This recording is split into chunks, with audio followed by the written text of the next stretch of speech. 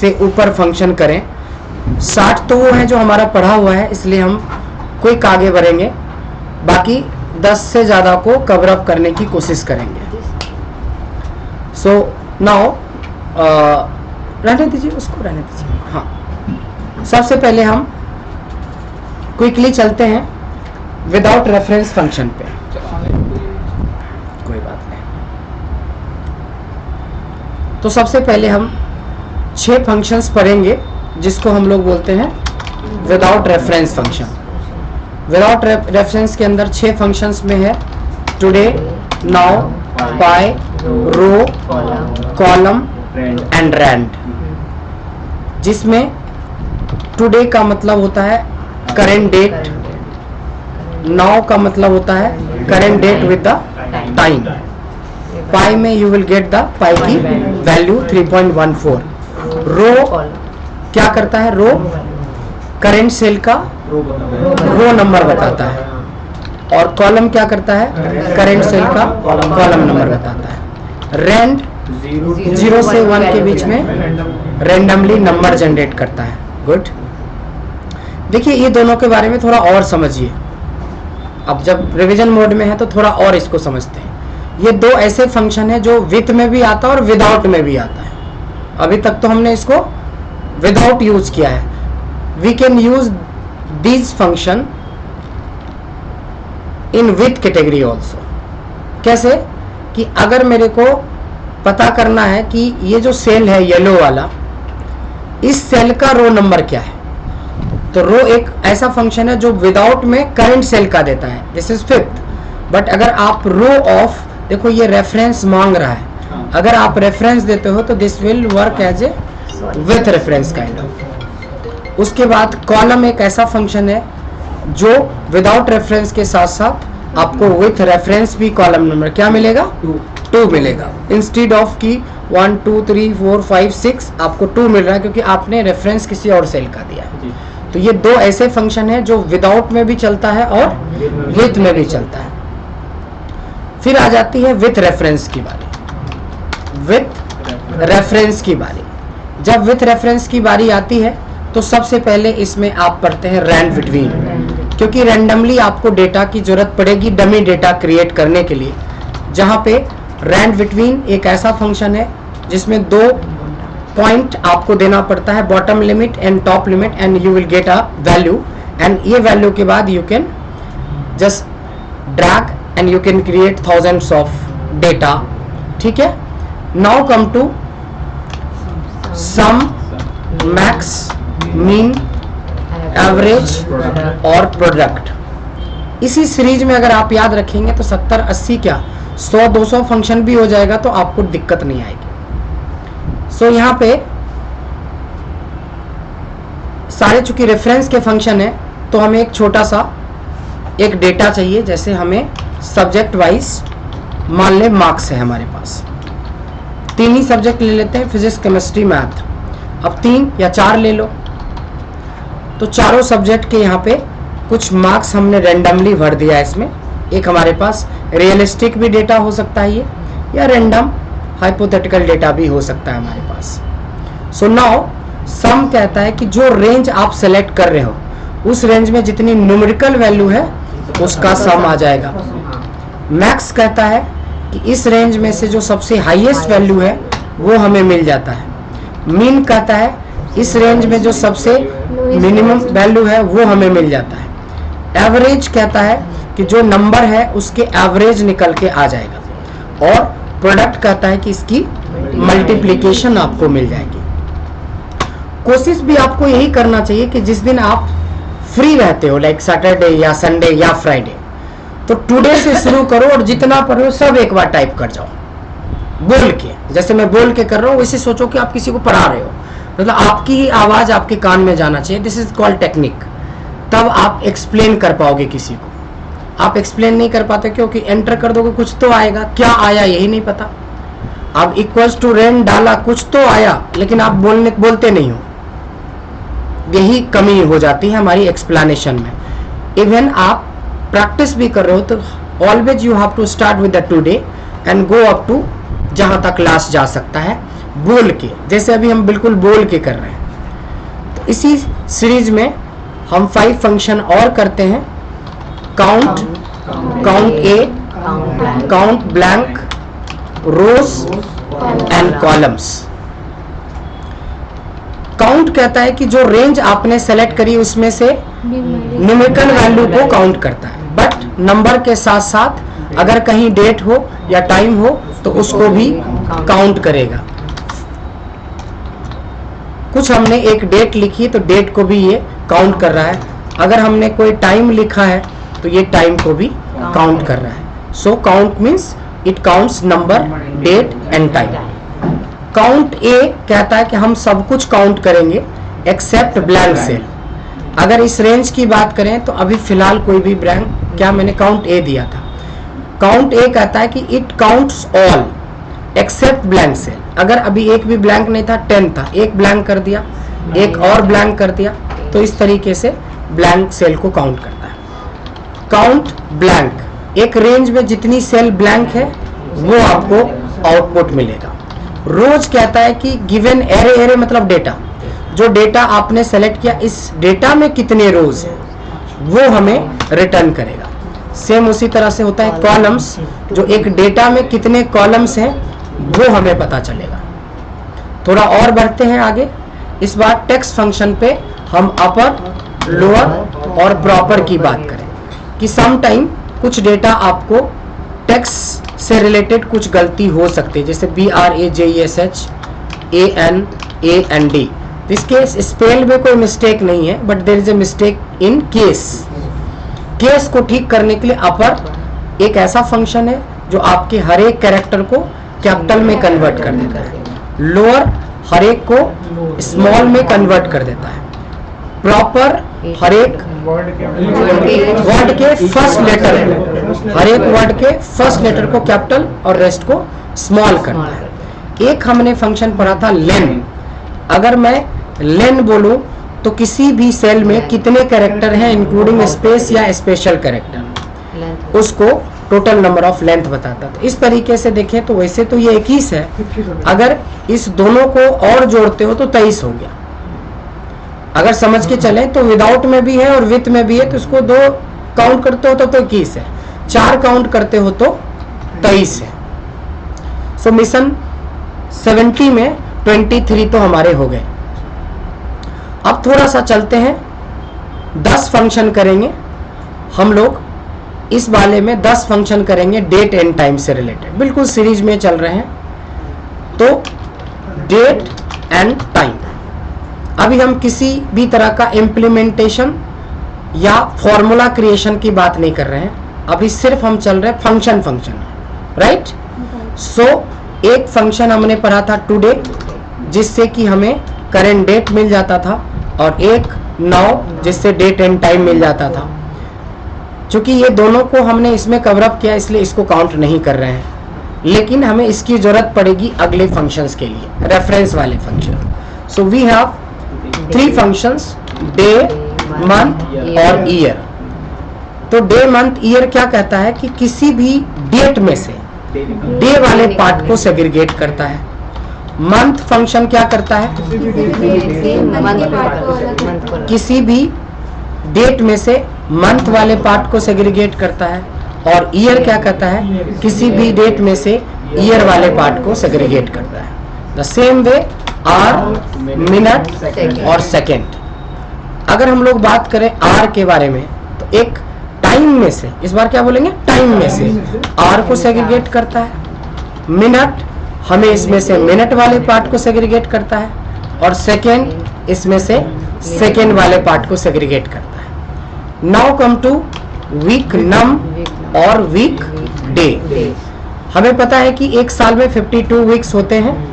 उसी तरीके से अगर हमें पता करना है कि कोई स्पेसिफिक डेट, कोई भी स्पेसिफिक डेट किस वीक में लैंड कर रहा है या कौन सा वीक चल रहा है, सो दिस इज 27th वीक, तो हम किसी भी डेट के बारे में पता कर सकते हैं। तो एग्जाम्पल के लिए एक और डेट ले लेते हैं। सर आप अपना डेट ऑफ बर्थ बताइए। 5th of July 2004। बहुत जल्दी हम लोगों को पार्टी मिलने वाला है, नहीं तो तो अगर मेरे को ये पता करना है तो कि ये 5 जुलाई कब पड़ेगा, तो सेम रिपीट करते हैं, week num of specific date, तो ये हमें बता रहा है बस एक वीक, थोड़ा इंतजार का मजा लीजिए, बस एक वीक इंतजार कीजिए और बहुत बड़ा पार्टी ऑर्गेनाइज किया जाएगा साहब की तरफ से। नाउ कम टू, अगर ये पता करना है कि आज कौन सा दिन है, Sunday as a 1, Monday as a 2, तो हम वीक डे का यूज करते हैं, जिसमें से आज के बारे में बात करें तो 5 दे रहा है, इसका मतलब बिल्कुल करेक्ट दे रहा है, Sunday, Monday, Tuesday, Wednesday, Thursday, आज Thursday. The same way we can find out the इनका, कि ये जब पैदा लिए थे तब कौन सा दिन था, तो वीक डे ऑफ इनका डेट ऑफ बर्थ तो मंडे था, जब ये पैदा लिए तो मंडे था, लेकिन हमें ये पता करना है कि इस साल क्या पड़ेगा। कहीं छुट्टी वाले तो दिन नहीं है, उस दिन छुट्टी ही नहीं करेंगे, छुट्टी है, वीकडे ऑफ दिस, अरे सैटरडे है, स्पेशल क्लास रख लेंगे, डोंट वरी, रख लेंगे स्पेशल क्लास, बस पार्टी देने के लिए आप तैयार हो, पक्का। चलिए, तो देखा आपने कि हमने 8 फंक्शंस पूरे कर लिए हैं, 2 फंक्शन और यहाँ पे ऐड करते हैं, एक डेट और दूसरा टाइम। जिस तरीके से एक डेट को ब्रेक कर सकते हैं आप डे, मंथ, ईयर से, तो इसी को आप जोड़ के एक डेट क्रिएट कर सकते हो। डेट को कैसे एक्सप्लेन करेंगे, with the date function we can create date by giving year, month and day, not time. Date डालेंगे तो हमें 3 चीजों का जरूरत पड़ेगा, year, month and day, so you have to select year, month and day, so you will get a date. The same way time से we can create time by giving hour, minute and second, so hour, minute और second. जब हमने इसको detail में पढ़ाया था तब हमने पूरी एनालिसिस करी थी कि LIC के डेटा पे, बैंकिंग डेटा पे किस तरह से एनालिसिस करोगे। तो अभी मिशन वाले में हम इन डिटेल नहीं जा रहे हैं, अभी सिर्फ नंबर ऑफ फंक्शन हमने क्या करा है अभी तक, हम कोशिश उसको टारगेट कर रहे हैं। एक बार रिवीजन मोड में, यानी फास्ट मोड में चल रहे हैं, 180 का स्पीड चल रहा है, हालांकि इसके लिए हमने 2 दिन लिए, अभी तो हमने 10 मिनट में इतना काम किया, तो दोनों में फर्क नहीं है। एक 40 के स्पीड में हिलाते हुए जा रहे हो, एक होता है एकदम तूफान मेल, तो अभी तूफान मेल चल रहा है। जब इसी चीज को आपने जब पहली दूसरी क्लास में सीखा होगा इतना फंक्शन, जबकि आज तो भी हमने 15 मिनट में निपट दिया इतना, लेकिन आज वाला स्पीड भी इससे कम होना नहीं चाहिए, क्योंकि ये सब पढ़ा हुआ है। फिर भी रिकॉर्डिंग मोड में डाला है कि कोई मिस कर भी देंगे तो एक बार रिकॉर्डिंग देख लेंगे कि कैसे कर सकते हैं। तो 23 और 10 33 तो हमारे हो गए। अब आ जाते हैं 7 नहीं 9 फंक्शन। अब 9 फंक्शन हम पढ़ने जा रहे हैं। 9 फंक्शन में से 9 के 9 ऐसे फंक्शन है जिसका आंसर या तो ट्रू आता है या तो फॉल्स आता है।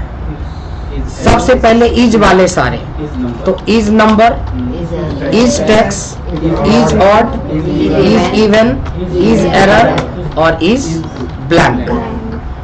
ये इज वाले फंक्शंस क्या करता है, आपको चेक करता है किसी सेल को और उसके बिहाफ में रिटर्न करता है ट्रू या फॉल्स या एरर।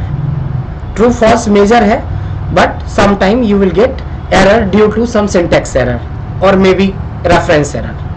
जैसे यहाँ पे 45 है और यहाँ पे मान लो कि नाम है, तो अगर मैं इज नंबर करता हूं तो इस टेक्स्ट के लिए ट्रू है, जबकि इस टेक्स्ट के लिए ये फॉल्स है। उसी तरीके से इज टेक्स्ट चलाते हैं तो ये फॉल्स है जबकि ये ट्रू है। इज ऑड का सिंटैक्स नंबर है, तो नंबर दे रहे हो तो ये ट्रू बता रहा है, बट चूंकि आप टेक्स्ट दे दिए गलती, तो this is called syntax error. Syntax error के वजह से आपको वैल्यू एरर आया है तो वैल्यू एरर, बट किस वजह से आया, सिंटैक्स के, आप सिंटैक्स उसको प्रॉपर नहीं दे रहे हो। सेम इज इवन, अगर नंबर है तो उसका इवन या ऑड चेक करेगा, तो ये फॉल्स इसलिए है कि इवन नहीं है, बट अगर ड्रैग करते हो तो यू विल गेट एरर। यही है इज एरर, कि अगर कोई सेल के अंदर एरर है तो एरर बताएगा। फिलहाल दोनों में कोई एरर नहीं है तो फॉल्स, लेकिन अगर मैं इज एरर पूछ रहा हूं इस सेल के रेफरेंस में, so there is a error, so you will get true, और यहाँ पे भी ट्रू। बात समझ में आई? इज ब्लैंक, इज ब्लैंक का मतलब अगर कोई सेल ब्लैंक है तो यू विल गेट ट्रू, लेकिन इसके बाद के दो सेल ब्लैंक नहीं है तो फॉल्स फॉल्स आया। फिर हमने पढ़ा एग्जैक्ट, और exact, is number, is odd, is error, if में देखा क्या ड्रामा मचा रहा था ये सब, कि आपके सामने क्वेश्चन होके भी आप सोच नहीं पाते थे। अब जो रिवर्स गियर लिए हो ना अभी दोबारा से, फिर एक बार इफ का वीडियो देख लीजिएगा, तब देखना कि आप कितना ज्यादा कॉन्फिडेंट हो जाओगे अपने फॉर्मूला क्रिएशन में और लॉजिक में। तो एग्जैक्ट कहता है कि to compare two value whether they are same और नॉट। एग्जैक्ट जब लगाते हो तो दो वैल्यू को कंपेयर करते हो। तो हमने दो सेल को सेलेक्ट किया, सारा ट्रू आएगा क्योंकि सब ब्लैंक, ये भी ब्लैंक। अब यहाँ पे राम लिखा है और यहाँ पे भी राम लिखा है, ट्रू है। यहाँ पे राम लिखा और यहाँ पे राम लिखा तो फॉल्स हो जाएगा क्योंकि ये केस सेंसिटिव है। उसी तरह से 12 कभी 13 के बराबर नहीं हो सकता। एट द रेट कभी भी हैश के बराबर नहीं हो सकता या डॉलर के बराबर नहीं हो सकता। तो जब तक ये दोनों वैल्यू सेम नहीं होगा तब तक ट्रू नहीं होगा। तो एग्जैक्ट को कैसे बोलेंगे? To compare two value whether they are same और नॉट। 7 तो हो गया। संध्या, दो कौन कौन से फंक्शन है जिसका आंसर ट्रू या फॉल्स था? आप बताइए। पहली बार 180 पे रफ्तार को रोका है अभी में। आप बताइए सर। Very good. एंड और आदत तो हो गया 7 और 6 बताने का, तो ये कौन बताएगा? एंड का भी आंसर या तो हमें ट्रू देता है या तो फॉल्स देता है ना। एंड में हम 2 या 2 से अधिक कंडीशंस को कंपेयर करते हैं कि सारे कंडीशन मैच होने चाहिए, और में तीनों में से एक कंडीशन मैच होने चाहिए। जैसे आप बोलते हो कि पास होने के लिए आपको तीनों ही सब्जेक्ट में मिनिमम 33 लाना होगा, तो एंड करोगे और लॉजिक 1 में बोलोगे कि this is greater than equal to 33, this is greater than equal to 33 and again this is greater than equal to 33। चूंकि तीनों कंडीशन मैच कर रहा है, that is why you will get true. लेकिन अगर मैं इसमें किसी को कम कर देता हूं तो क्या हो जाएगा? फॉल्स। इसका मतलब है एंड मतलब ये भी, ये भी, ये भी, जितने भी वैल्यूज आप दे रहे हो सारे आपके लॉजिक और क्राइटेरिया पे फिट बैठेगा, तभी वो रिटर्न करेगा ट्रू, वरना फॉल्स। और कहता है कि 2 या 2 से अधिक जितने भी क्राइटेरिया को कंपेयर करेंगे उसमें से कोई एक भी क्राइटेरिया मैच कर गया तो यू विल गेट ट्रू। जैसे यही रहता कि किसी एक भी सब्जेक्ट में आपको 30 से ज्यादा है या 33 से ज्यादा है तो आपका काम चल जाएगा। तो this is greater than equal to 33, same this is greater than equal to 33 और this is greater than equal to 33, so you will get true. क्योंकि इसमें 3 भी नहीं चाहिए, एक भी कंडीशन, ये भी कम है, इसके बावजूद भी ट्रू है। लास्ट भी आप नहीं मैच करवा रहे हो तब फॉल्स होगा। इस वाले केस में तीनों के तीनों चाहिए था, इस वाले में कोई भी एक चाहिए तो आपका है। सो ये भी था आपका। देखो ये कैटेगराइज जो कर रहे हैं ना, ऐसे ही आपको प्रैक्टिस करना ताकि एक बार में याद आए कि ट्रू फॉल्स के कितने थे। तो फिलहाल 9 पर है तो 9 का डिस्कस कर रहे हैं, ऐसा नहीं कि बस यही 9 है, और भी है।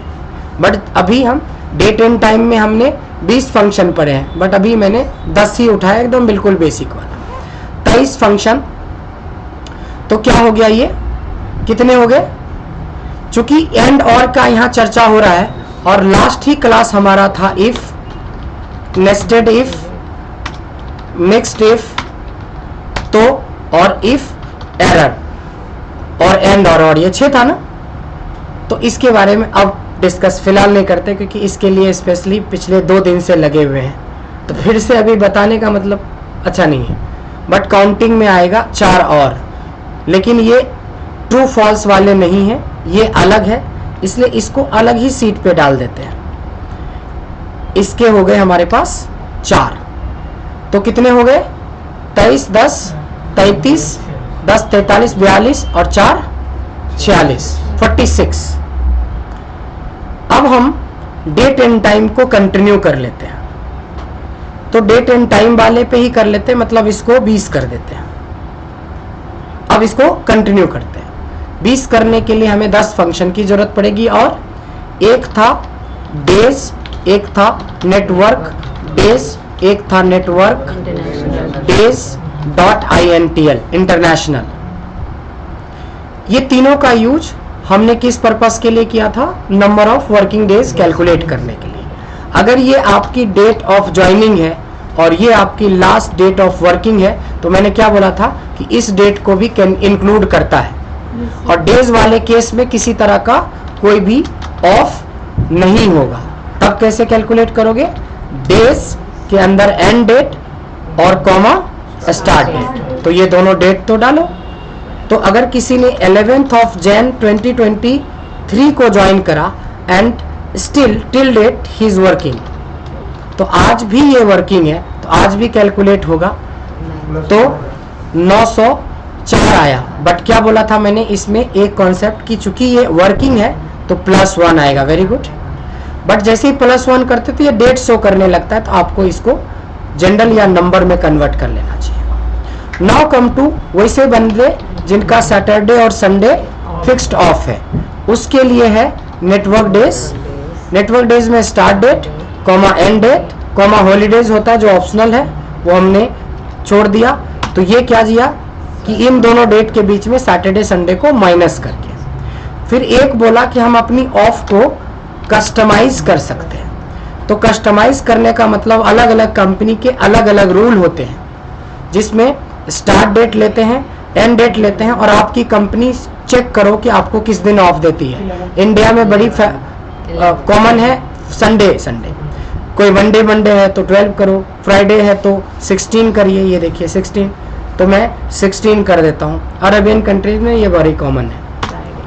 ठीक है, तो आप तो कोई भी चेक कर सकते हो, उसमें से जो चाहिए उसका नंबर दे सकते हो। थोड़ा और आगे बढ़ते हैं। बड़ा बेसिक फंक्शंस के अंदर ही था date plus number of days का concept, date minus number of days का कॉन्सेप्ट, डेट 1 माइनस डेट 2 का कॉन्सेप्ट। बड़ा छोटा सा चीज है, लेकिन रियल टाइम में इसका आप यूज करते हो कि हमने कोई एक डेट ली। जैसे 15 जून को हमने एक पुराना लैपटॉप खरीदा, पुराना, और उसने हमें 45 डेज का वारंटी दिया। तो 15 जून से 45 डेज कब होगा, इसके लिए कोई फंक्शन नहीं लगाना है, सिर्फ आप प्लस नाम का अर्थमेटिकल ऑपरेशन, अर्थमेटिकल फॉर्मूला इसको बोल सकते हो, प्लस को फॉर्मूला बोलते हैं, प्लस माइनस जो है फॉर्मूला होता है। तो दिस प्लस दिस, इसलिए इसको मैथमेटिकल फॉर्मूला बोला जाता है कि 30 जुलाई होता है। अगर वो 60 दिन की वारंटी देता तो 14 अगस्त होता, 100 दिन की वारंटी देता, तो ये क्या कर रहे हैं, हम आगे जा रहे हैं, इस डेट से आगे जा रहे हैं। अगर मेरा वारंटी इस दिन खत्म हो चुका है, तो हमने कब खरीदा होगा जो, तो पीछे चले जाइए। तो इसके लिए सिंपल दिस माइनस कर लीजिए।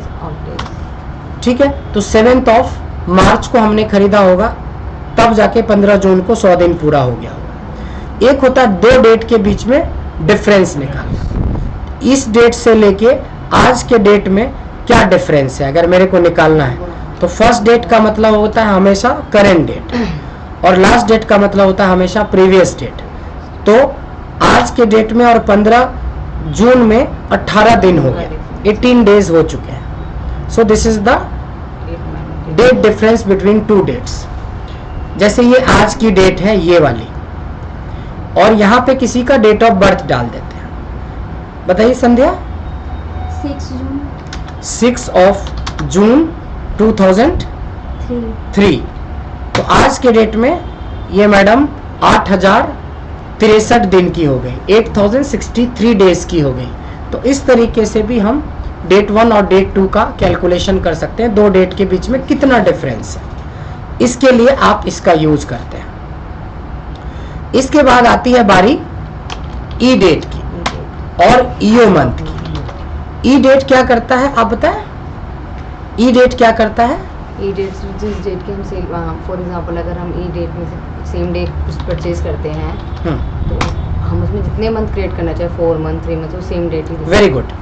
किसी भी स्पेसिफिक डेट में कितने नंबर ऑफ मंथ जोड़ना है और जोड़ने के बाद क्या एक डेट आएगा, so that is called exact date. Exactly 3/7/2025 से 3 महीने बाद कौन सा मंथ आएगा, डेट आएगा, वो बताता है।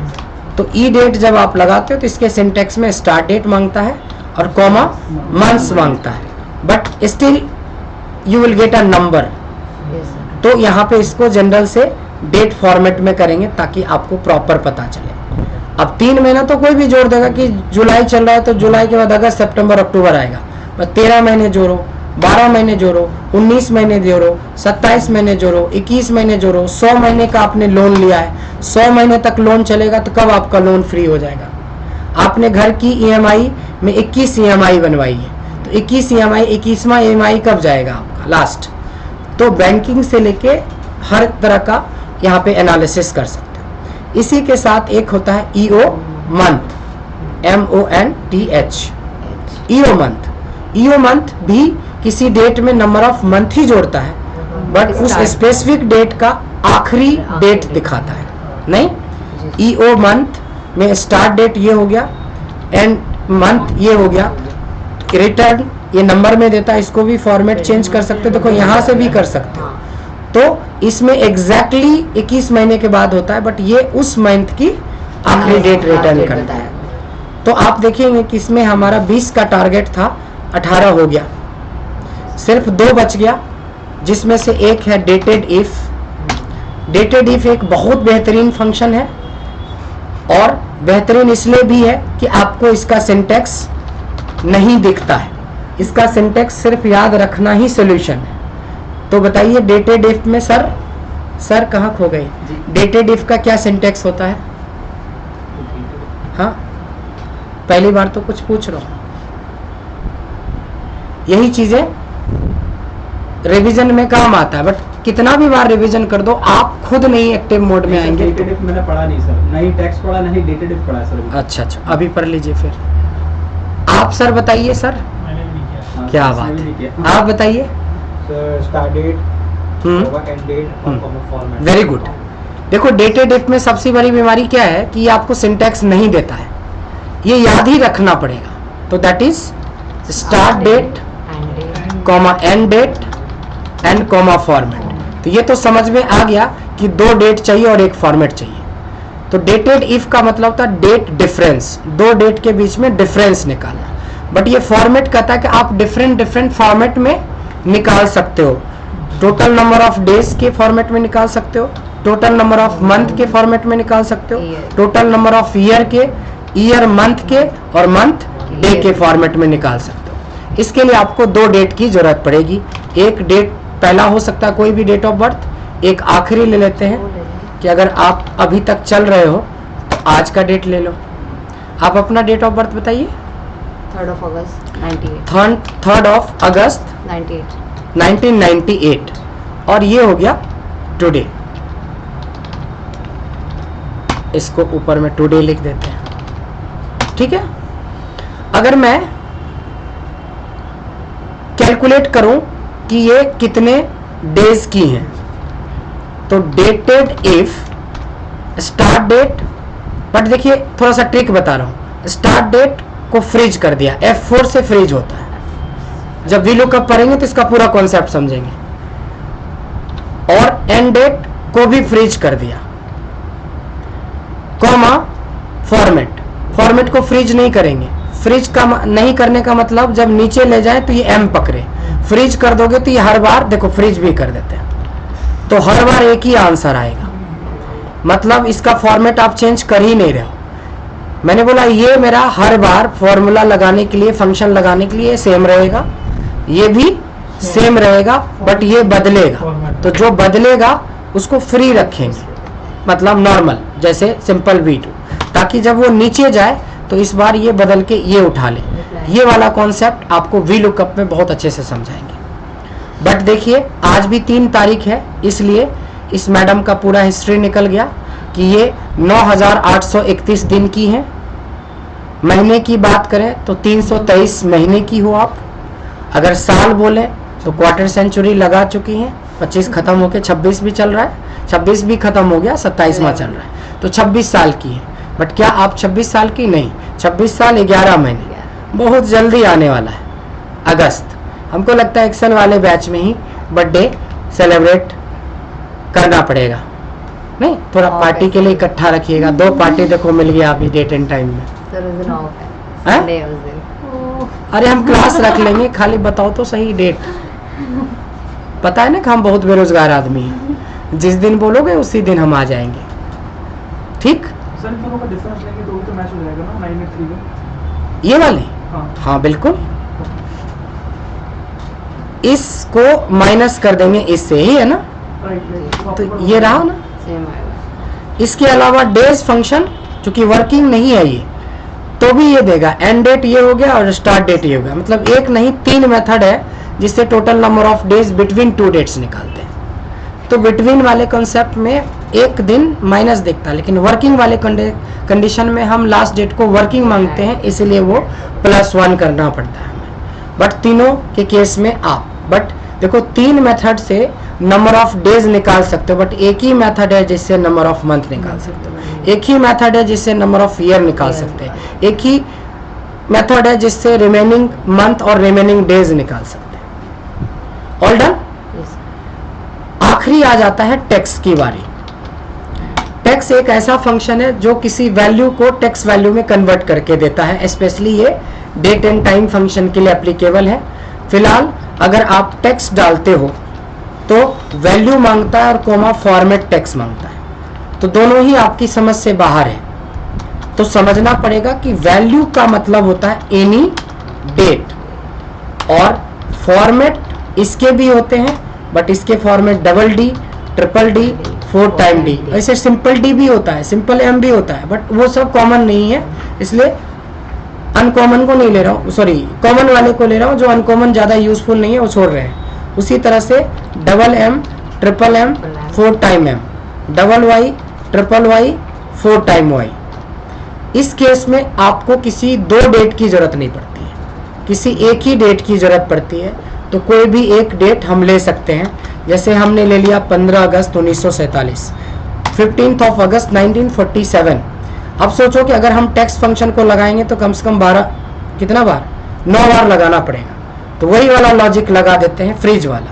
इक्वल्स टू जब टेक्स्ट लेंगे तो हर के लिए वैल्यू तो ये कॉमन है, तो कॉमन वाले को क्या कर देंगे? फ्रीज। और जिसको बढ़ाना है, बार बार चेंज करना, उसको नहीं करेंगे। और ड्रैग करेंगे तो जो काम पिछला बार में सीखा था 9 बार में, इस बार में तो एक ही बार में सारा कुछ निकल गया। तो हर बार कुछ नया सीखना है। और वी लुकअप तक आते आते तो आपको डॉलर का पूरा कॉन्सेप्ट समझ में आना चाहिए कि कब लगाते, कब छोड़ते, कभी कॉलम में लगाते, कब आप रो में लगाते। ये वी लुकअप में आप आते आते सीख जाएंगे। तो this is called text. So this is done. अब कितना हुआ? कहीं जोड़ो। 23 हो गया, प्लस 20 हो गया, प्लस 9 हो गया, प्लस 4 हो गया। कितने हो गए? Equals to sum of this 56 हो चुका है। इतना तो सब लोग किए हो ना? ठीक है। आप लोगों ने count if, sum if, count ifs, sum ifs, average ifs भी किया ना कि नहीं किया? पूरे एक क्लास ली थी हमने इसके ऊपर, नहीं किए? आपने नहीं किया। ओके। 6 फंक्शन है। Count if, count ifs, sum ifs, average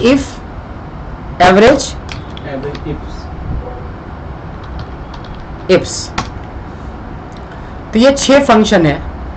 ये मैंने अलग से इसके ऊपर वीडियो बनाया है, वहां से देखिए जो लोगों ने क्लास नहीं ली है। मतलब याद से ये वाला वीडियो अभी मेरे से ले लीजिएगा क्लास के बाद। एक बार देखा रहोगे तो इसको स्पीड मोड में हम क्लास में 10-15 मिनट पहले बुलाएंगे आपको, 7:45 बजे। 15 मिनट में फटाफट रिवाइज करवा देंगे, बट करवा देंगे प्रॉपरली। और जिन्होंने किया उनको तो है ही सब कुछ, है ना।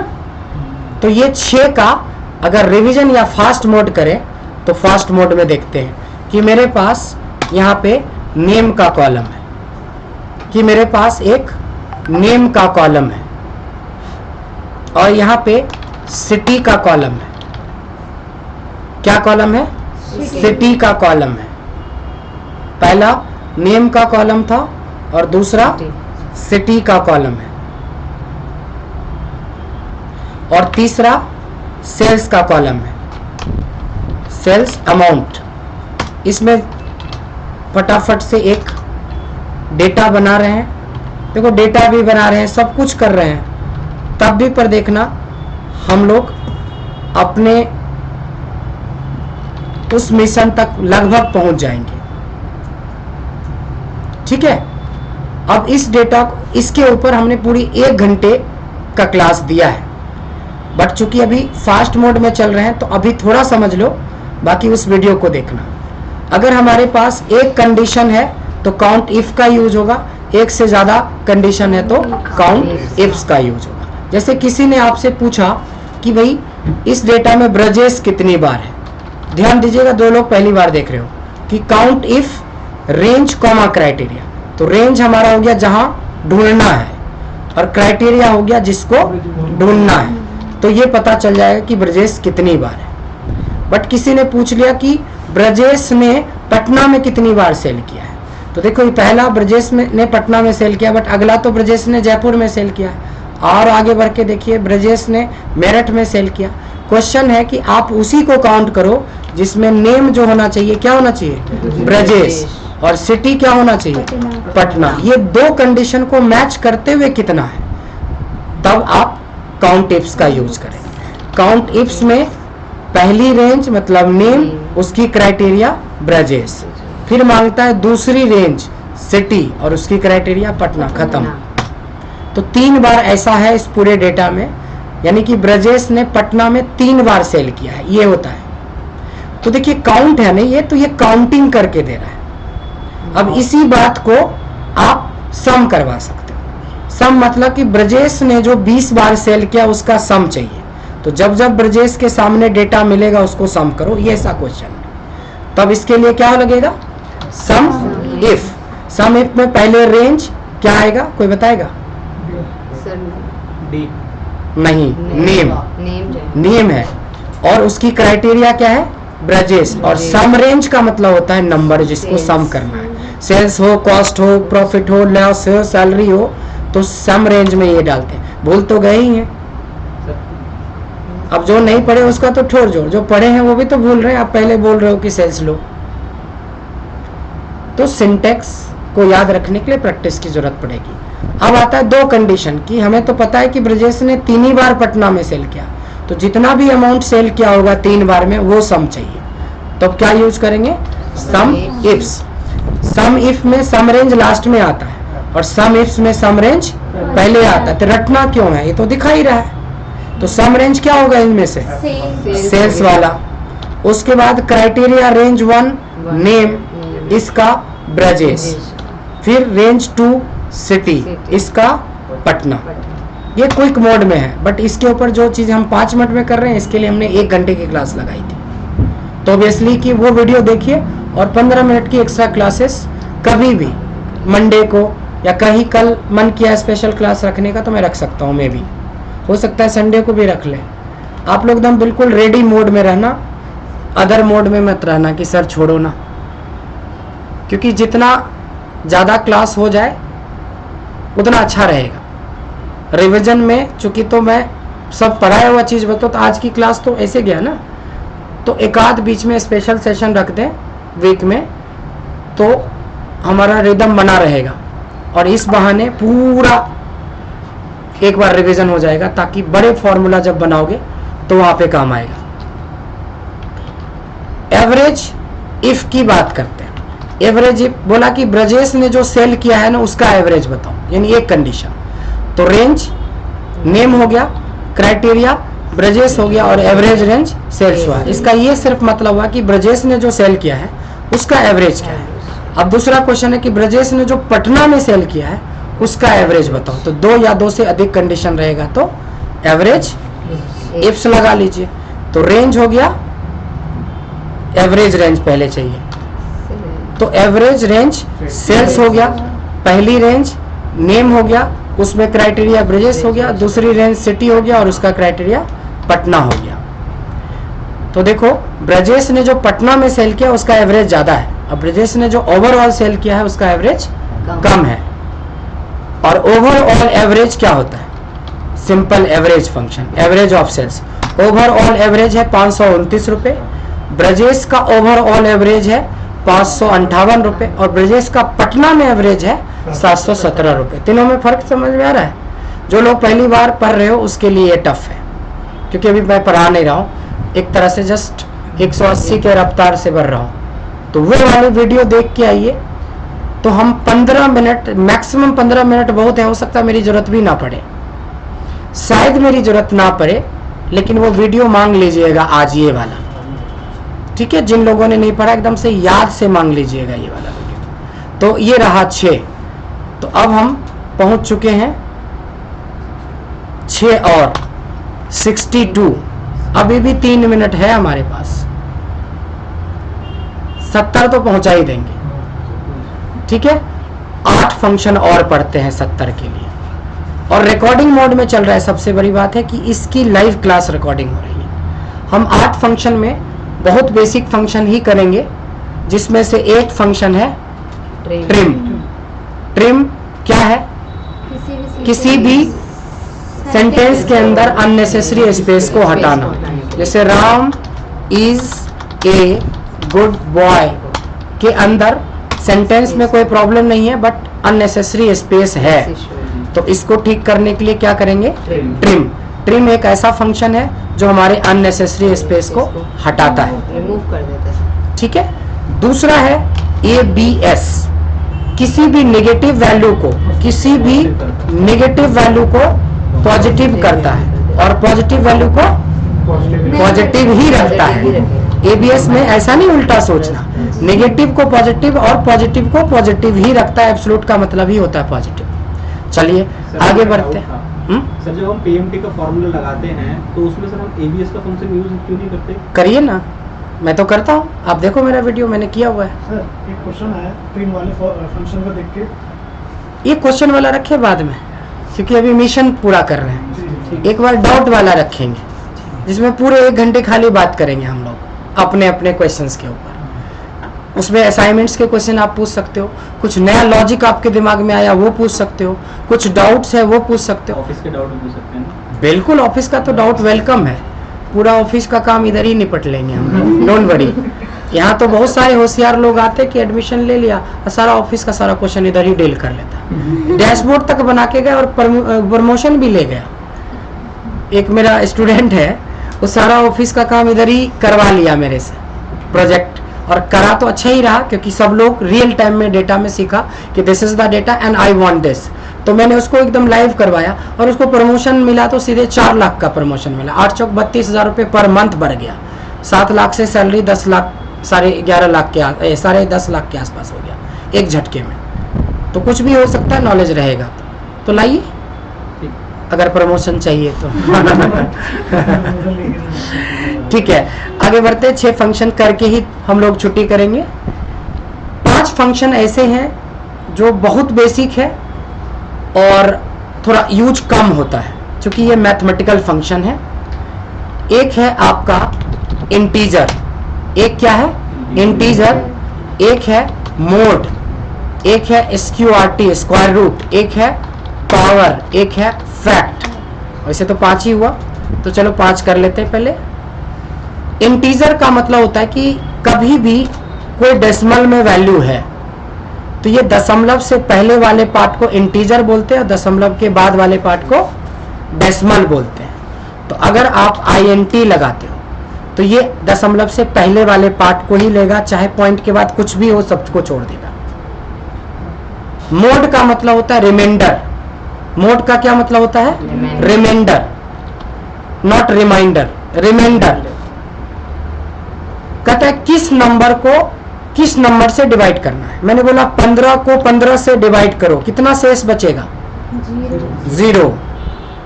वही होता है कि 15 को 15 से डिवाइड किया जाए तो कितना शेष बचेगा। अच्छा, 15 को 10 से डिवाइड किया जाए तो कितना शेष बचेगा? 15 को 10 से डिवाइड किया जाए तो कितना शेष बचेगा? है? नहीं बचेगा। 1.5 नहीं, 5 बचेगा। रिमेनिंग जिसको शेष बोलते हैं, जो नीचे बचता है, इधर होता है, बीच में ऐसे डालते हो ना, इधर डालते हो कि 2 दूनी 4, बाकी बचा 1, ऐसे जो बाकी बचा हिंदी में बोलते वही है शेष, बैलेंस। अच्छा, एक बार और पूछ देता हूँ तो क्लियर हो जाएगा। 15 को 7 से डिवाइड किया जाए तो कितना शेष बचेगा? अब तो क्लियर हो गया ना, 7 दूनी 14, बाकी बचा 1। 15 को 5 से डिवाइड करते, बाकी बचा 0। अब तो समझ में आ गया। अब आइए स्क्वायर रूट। स्क्वायर रूट का मतलब होता है रूट अंडर। 4 का स्क्वायर रूट क्या होता है? 2, सबको याद है। SQRT 16 का क्या होता है? 4, बहुत बढ़िया याद है। SQRT ये नंबर बताओ तो। अब समझ गए कि किस लिए है, कि जब कॉम्प्लिकेटेड नंबर का आपको स्क्वायर रूट निकालना है तो ये सब तो याद था बचपन से ही। 9 का 3, 100 का 10, 81 का 9, नहीं 49 का 7, ये सब तो याद है। जो याद नहीं है उसके लिए भी उतना ही सेकेंड लगेगा ना, बस एंटर मारने की जरूरत है। सेम है पावर। पावर बोलता है किस नंबर का कितना पावर। 2 का पावर 2 कितना? 4। Very good. Equals to power 2 का पावर इस बार थोड़ा बढ़ा देते हैं 4, अब कितना?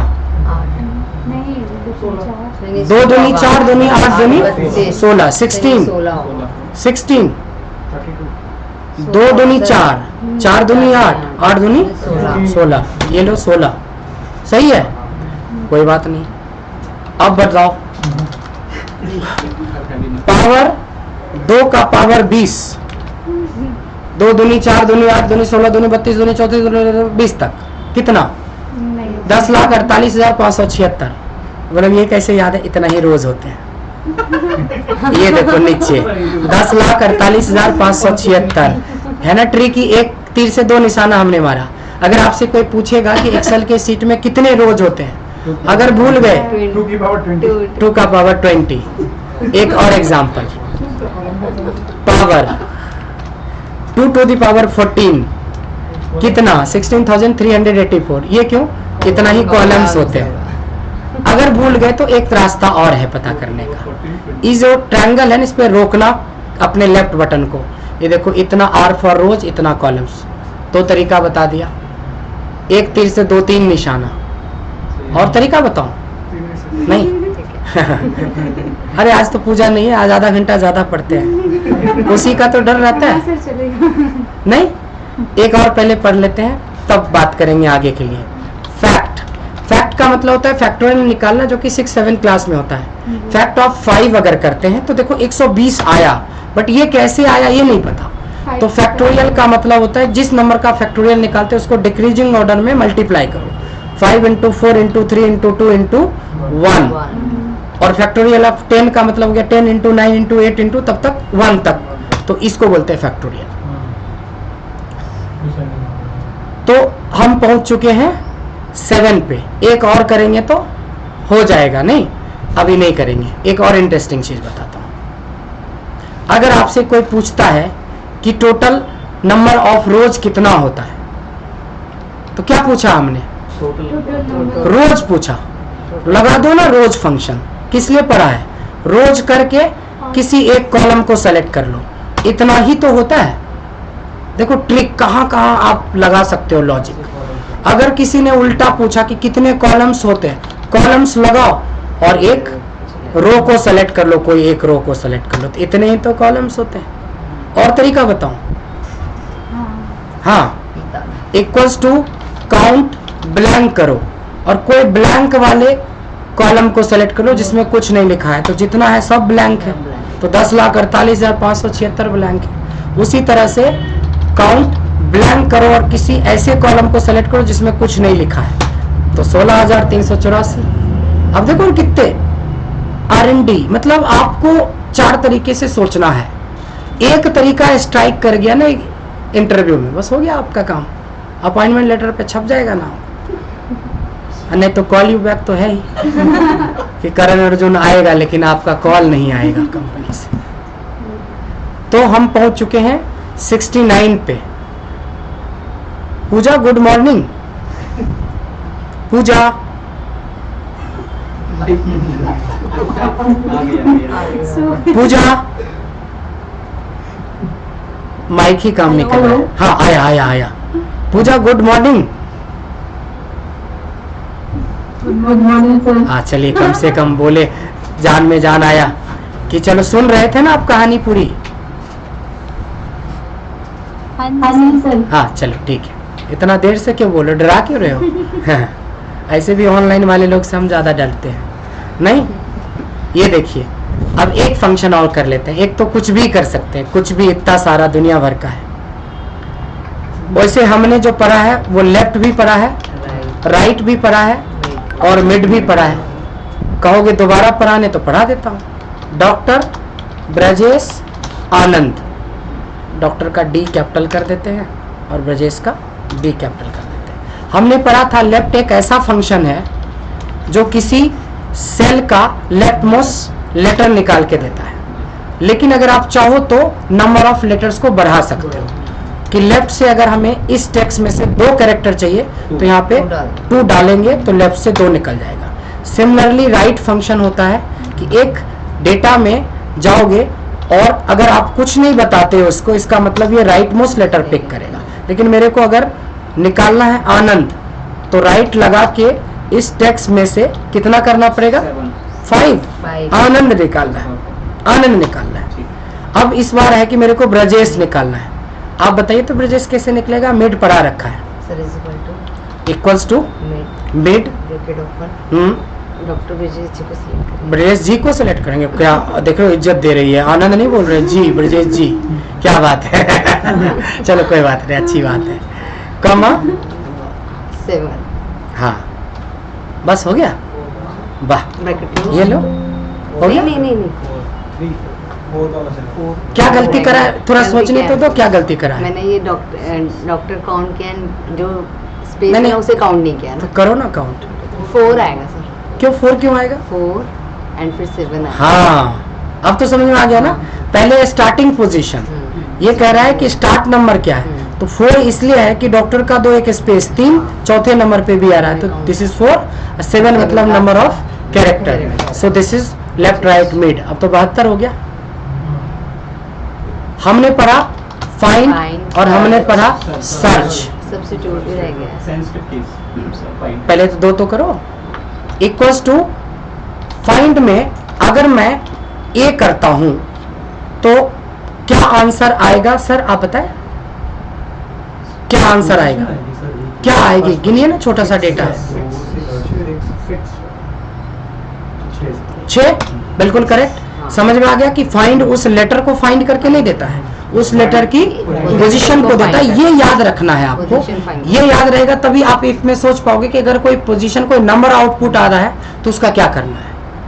जैसे तब ना था कि अगर किसी का नाम ए से, कैपिटल ए से स्टार्ट हो, तो वही तो है कि कैपिटल ए से स्टार्ट कैसे होगा जब उसकी पोजीशन 1 होगी। इसीलिए तो मैंने क्या दिया था, इक्वल टू 1 करवाया था।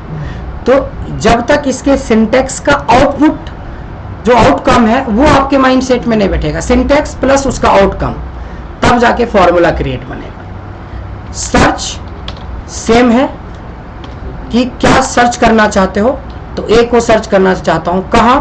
तो इसमें। तो देखिए दोनों का आंसर सेम आ रहा है, बट अंतर क्या है कि फाइंड केस सेंसिटिव होता है। अगर आपने कैपिटल ए बोला तो ये स्मॉल को नहीं चेक करेगा, ये कैपिटल वाले को चेक करेगा। अगर सर्च को कैपिटल भी दोगे तब भी पर वो शुरू से ए चेक करेगा, चाहे कोई भी स्मॉल मिल जाए या कैपिटल। तो this is the difference between find and search. अगर नहीं मिलेगा तो एरर देगा। कोई ऐसी चीजें जो ढूंढ रहे हो फाइंड या सर्च में जो है ही नहीं, जैसे कैपिटल जे है ही नहीं और सर्च कर रहे हो, तो सीधा ये क्या देगा? एरर देगा।